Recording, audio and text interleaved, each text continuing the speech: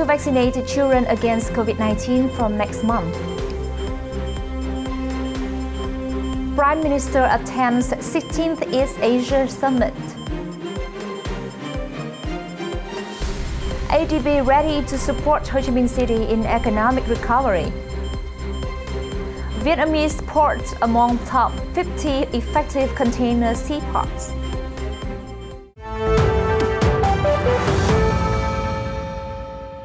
Hello and welcome to FBNC News with latest updates from Vietnam. It's Kien Giang. Vietnam will begin inoculating children against COVID-19 with the Pfizer-BioNTech vaccine from next month, the Health Ministry said on Tuesday as the country begins reopening its schools following months of lockdown. Children aged 16 and 17 will be offered the shot with parental consent, initially in the areas that had been under movement restrictions and densely populated areas, where the infection risks are high. So far, just 22% of Vietnam's population in 98 million have been fully vaccinated. Average daily COVID-19 infections have fallen below 3,600 over the past week, from almost 12,000 last month, but schools in some areas, including in the capital Hanoi and in Ho Chi Minh City, an epicenter of the epidemic, remain closed. Authorities in the northern province of Phu Thọ this week closed several schools after more than 150 students and teachers caught the virus. Vietnam has recorded over 892,000 COVID-19 infections and 21,700 deaths, the majority in the past few months. Prime Minister MINH on October 27 evening attended the 16th East Asia Summit, or EAS, which gathered leaders of 10 Asian member states and their partners, including China, Japan, the Republic of Korea, Australia, New Zealand, India, Russia, and the US, and the Asian Secretary General. He stressed the need for EAS countries to continue enhancing their strategic role in promoting transparent behavior and frank dialogue, building trust, harmonizing differences, and increasing the sharing of responsibility in order to contribute to maintaining a peace and stable environment and win-win cooperation in the region and the world.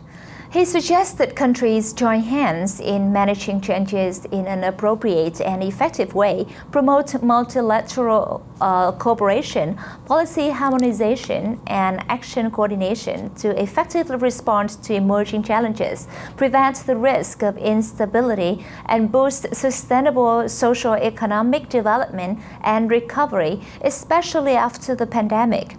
At the summit, the leaders stressed that the EAS should remain the leading Asian-led forum and a platform for leaders to discuss strategic issues of the region. They agreed to foster multilateral, regional, and international cooperation in resolving emerging challenges, effectively responding to COVID-19, maintaining and promoting economic connectivity and trade.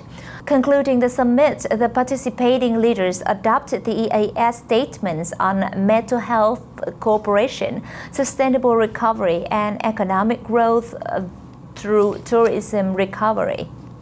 The Asian Development Bank, or ADB, stands ready to provide comprehensive assistance for Ho Chi Minh City's economic recovery in the short term, as well as its economic development in both medium and long terms. ADB Country Director for Vietnam, Andrew Jeffries, made the promise during his virtual meeting with Chairman of the Municipal People's Committee Phạm Văn Mãi last week. ADB is also willing to coordinate with Ho Chi Minh City in the disbursement of capital for joint projects and provision of credits to help recover local businesses affected by COVID-19 through intermediate financial institutions or guaranteed bank loans.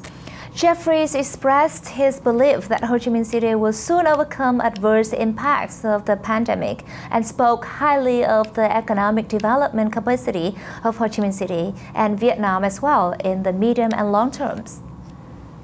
A Vietnam-Australia Artificial Intelligence or AI Forum was held on October 27, offering a venue for experts to share experience and initiatives to develop AI technologies in Vietnam. Participants proposed making and adjusting policies and laws to create a transparent legal corridor to encourage AI development.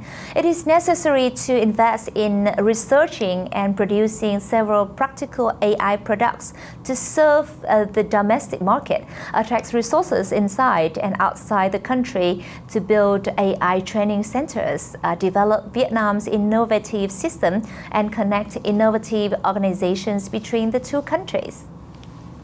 The Mekong Delta province of Kien Giang is drastically implementing measures to end illegal, unreported and unregulated or IUU fishing on December 31st at the latest, as requested by the Prime Minister. The province has focused on implementing synchronous measures against IUU fishing. The local steering committee for IUU fishing is strengthening its examination and inspection activities.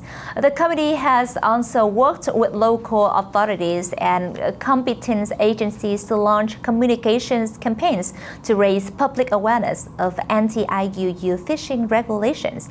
Frequent patrols have been organized on Kien Giang waters and overlapping and undemarcated sea areas, while strict punishment have been imposed on violation of IUU fishing and on ship owners that have yet to install tracking devices for their vessels, turn off or remove this device when operating at sea or cross the maritime boundary area. The province has paid attention to raising public awareness of the party's guidelines and laws regarding protecting and sustainably developing the fishery resources and ensuring sea and island security, order and safety. 3 Vietnamese seaports have been named among the top 50 of the Container Port Performance Index or CPPI, launched by the World Bank and IHS Market. Cái Lân International Container Terminal in the northern province of Quảng Ninh ranked at 46th, while Hải Phòng Port and Cái Mép International Terminal in the south province of Bà Rịa Vũng Tàu ranked at 47th and 49th, respectively. Yokohama Port in Japan has been ranked as the most efficient port in the world, followed by Saudi Arabia's King Abdullah Port. Other ports in the top 5 are Jiwon Port of Shenzhen's Port in Guangdong Province, Guangzhou Port of China, and Taiwan's Kaohsiung Port. Ports in Asia, the Middle East, and North Africa nominated in the top 50 spots, while 4 U.S. ports cracked the top 100. Philadelphia 83rd, the Port of Virginia 85th, New York and New Jersey 89th, and Charleston, South Carolina 95. The COVID-19 pandemic has disrupted trade around the globe, snagging trade and exposing the fragility of a supply chain of goods. The U.S. is the world's biggest consumer, importing goods valued at roughly $2.5 trillion per year.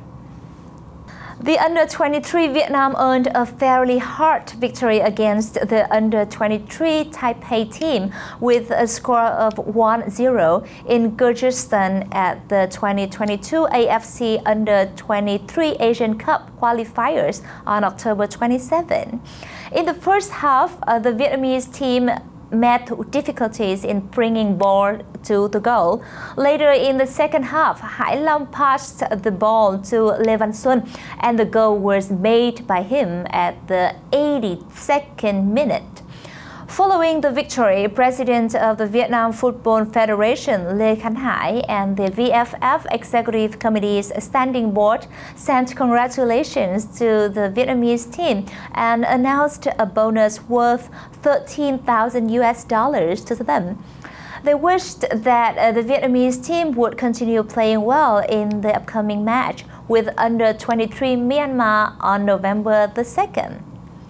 And that's it for today. Thank you for watching. We're looking forward to seeing you next time. Goodbye.